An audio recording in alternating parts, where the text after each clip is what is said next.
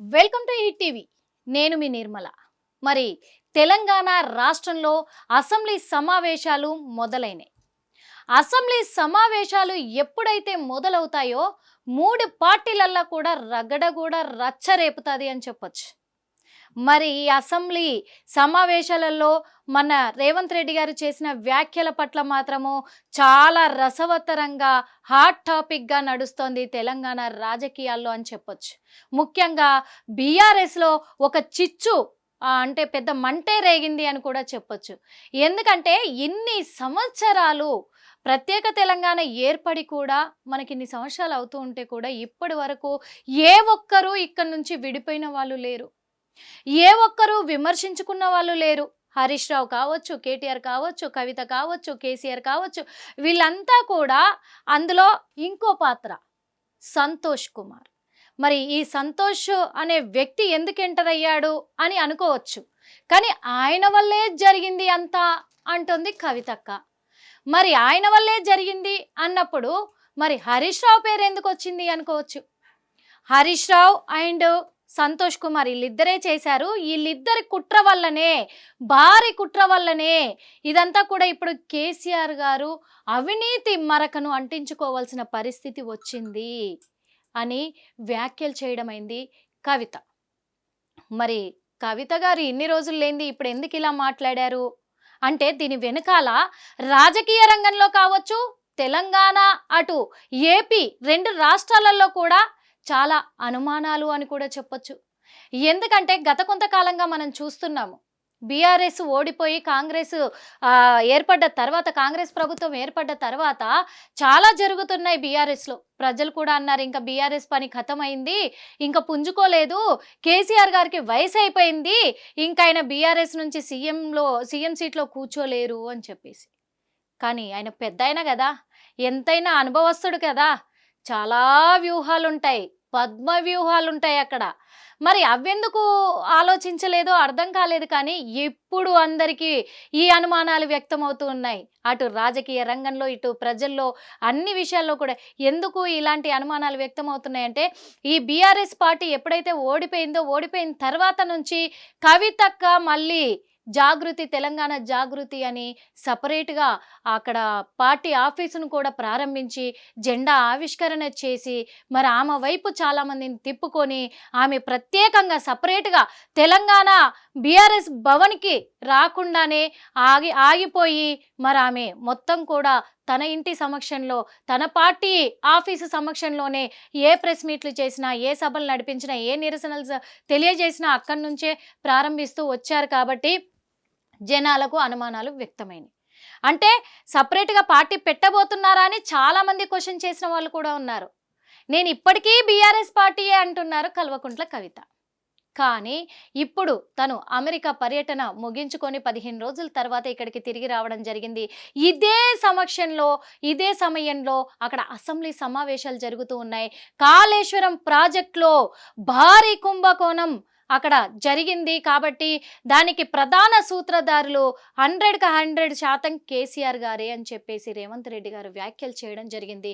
ఆ కుంభకోణం అంతా అవినీతి బయట పడాలి అంటే సిబిఐకి అప్పచెప్తున్నాము అని చెప్పేసి నిన్న అసెంబ్లీ కూడా తీర్పునియడం జరిగింది. సిబిఐకి అప్పచెప్పడం జరిగింది. అది రేపు సిబిఐకి కూడా విచారణ జరగబోతుంది. హరీష్ రావు గారికి అలాగే కేసీఆర్ గారికి సిబిఐ ఎంక్వైరీ రేపు జరగబోతుంది. కానీ ఈ ప్రకటన ఎప్పుడైతే చేశారో, రేవంత్ రెడ్డి చేసిన వ్యాఖ్యల పైన ఎప్పుడైతే ఇవి బయటికి వచ్చాయో వెంటనే మరి అమెరికా పర్యటన ముగించుకొని ఇక్కడ కల్వకుంట్ల కవిత గారు ప్రెస్ మీట్ పెట్టి ఒకటే మాట చెప్పారు.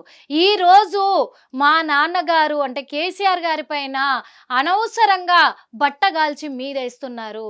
ఈ బట్టగాల్చి మీదేయడానికి గల కారణాలు, ఆయన ఇలాంటి అవమానాలను ఎదుర్కోవడానికి గల కారణాలు హరీష్ రావు గారు, సంతోష్ రావు అని చెప్పేసి కూడా కల్వకుంట్ల కవిత గట్టిగా చెప్పారు ప్రెస్ మీటు సభాముఖంగా, మీడియా ముఖంగా.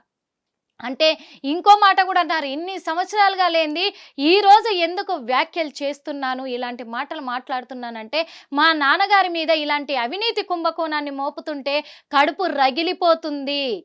నేనేమో కుందేలు పిల్లను కాదు, కేసీఆర్ బిడ్డని అని చెప్పేసి కూడా సవాళ్ళు చేయడం జరిగింది. మరి ఇక్కడ చాలా మందికి అనుమానాలు ఎక్కడ వ్యక్తమవుతున్నాయో తెలుసా? అంటే అనుమానాలు వ్యక్తమవుతున్నాయా లేదా పక్కన పెడితే, కానీ జరగబోయేది ఇదేనేమో అనిపిస్తుంది. ఏంటంటే కూడా తను ఎలాగో బీఆర్ఎస్ నుంచి బయటికి రావాలి అనుకున్నారు. ఇది వాస్తవం. అది బీఆర్ఎస్కి తెలుసు, బీజేపీకి తెలుసు, అటు కాంగ్రెస్కి తెలుసు, ఇటు కవిత గారికి తెలుసు. వాస్తవంగా అక్కడి నుంచి బయటికి రావాలనుకున్నారు కాబట్టే తను బీఆర్ఎస్ భవన్లో అడుగు పెట్టడం లేదు. ఇది అందరికీ క్లియర్. ఇంకొక విషయము, ఆమె జాగృతి పార్టీని ఏర్పరచుకోవాలి. జాగృతి పార్టీని తను అనౌన్స్మెంట్ చెయ్యాలి కాబట్టి, ప్రకటించాలి కాబట్టి ఇక్కడ నుంచి సస్పెండ్ అవ్వాలి. ఇక్కడ నుంచి సస్పెండ్ అవ్వడానికే తను పన్నుకున్న వ్యూహం ఇది అనే విధంగా కూడా అనుమానాలు వస్తున్నాయి. ఎందుకంటే ఇక్కడ హరీష్ రావు గారిని ఎప్పుడైతే ఈ మాట ప్రెస్ మీటు సభాముఖంగా అన్నారో వెంటనే మరి హరీష్ రావు గారి తరఫున పెట్టిన ట్వీట్ పోస్టులన్నిటిని కూడా కేటీఆర్ కూడా రీపోస్ట్ చేయడం జరిగింది ట్విట్టర్ వేదికగా. ఎందుకంటే మరి హరీష్ రావు గారు ఆరడుగుల బుల్లెట్, ఆయన లేనిదే బీఆర్ఎస్ పార్టీ లేదు. కేసీఆర్కి చేదోడు వాదోడుగా ఉండి కుడి భుజంగా పనిచేసిన ఆయన మీద ఇలాంటి వ్యాఖ్యలు చేయడం నేను ఖండిస్తున్నాను అని చెప్పి కేటీఆర్ గారు కూడా మరి ట్విట్టర్ వేదికగా స్పందించడం జరిగింది. ఈరోజు మరి కేసీఆర్ గారి పైన అలాగే హరీష్ రావు గారి పైన కూడా సిబిఐకి అప్పచెప్పడంలో, కాళేశ్వరం కుంభకోణం పైన సిబిఐకి అప్పచెప్పడంలో కూడా మరి కేటీఆర్ గారు నిన్న ఒక అనౌన్స్మెంట్ చేశారు, ప్రకటన చేశారు, అందరికీ ఆదేశాలు జారీ చేశారు. జిల్లాల వ్యాప్తంగా రాష్ట్ర వ్యాప్తంగా బీఆర్ఎస్ పార్టీ కార్యకర్తలు అందరూ కూడా ధర్నాలు చేపట్టాలి అని చెప్పేసి కూడా ఆయన ప్రకటించడం జరిగింది. ఆయన మేరకే ఈరోజు చాలా మంది మరి అక్కడ ధర్నాలు నిర్వహించబోతున్నారు.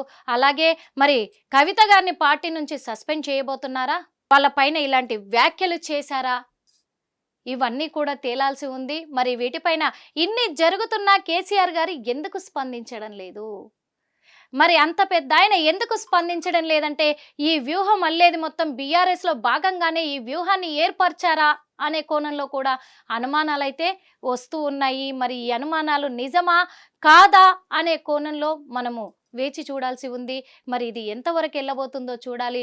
రేపు సిబిఐ ఎంక్వైరీ ఉంది కేసీఆర్ గారికి, హరీష్ రావు గారికి.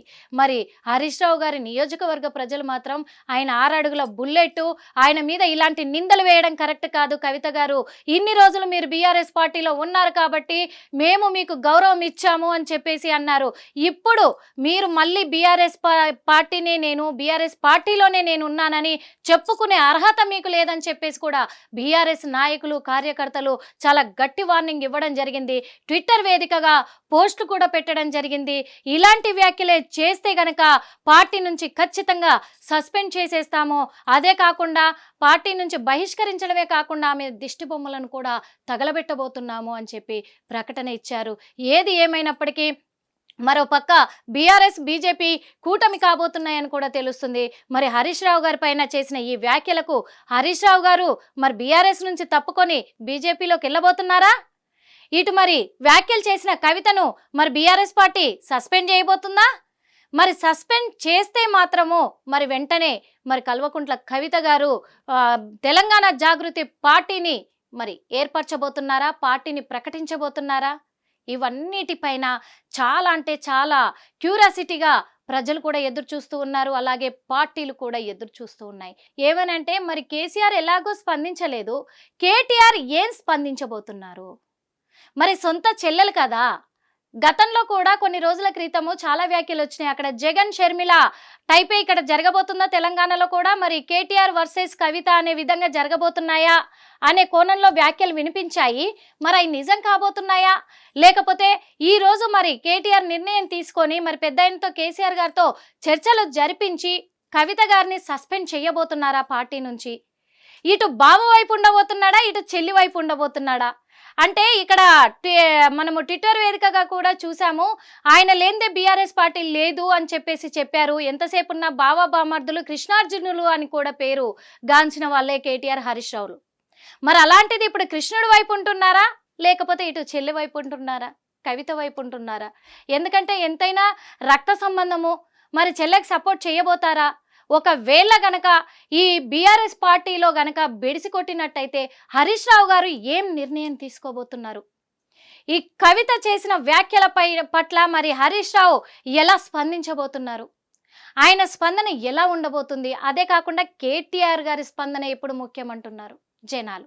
ఎందుకంటే ఇప్పటికే అక్కడ కేసీఆర్ గారు స్పందించకపోవడంతో స్టార్టింగ్ నుంచి కూడా ఇప్పటి వరకు పెద్ద ఆయన ఎందుకు స్పందించడం లేదు, ఆయనే వ్యూహాత్మకంగా కవితను మరి ప్రత్యేక పార్టీని పెట్టించబోతున్నారేమో అనే అనుమానాలు ప్రజల్లో ఏర్పడ్డాయి, అటు పార్టీలలో ఏర్పడ్డాయి, ప్రతిపక్షాల్లో ఏర్పడ్డాయి.